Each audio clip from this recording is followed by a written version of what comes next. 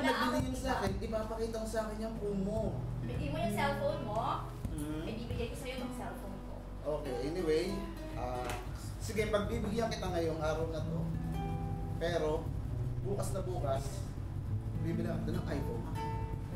iPhone? Ganun ako iPhone. Kasi gusto ko yung nanggagaling sa akin, ayoko sa tatay mo.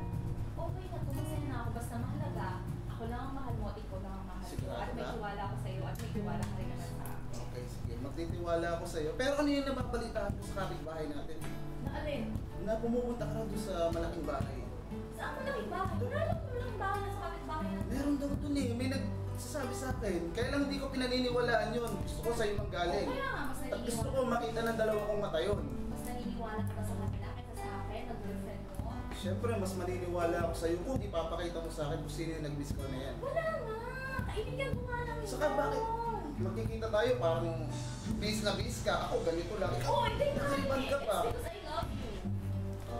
Okay. So, ibig sabihin, prepare ka para sa akin. Oo naman. Oo naman. Ano ka ba? Pagkatapos ito, ng kain natin, saan mo pupunta ngayon? Uwi na. Kasi nakita na kita eh. Pwede ba ka nangyayat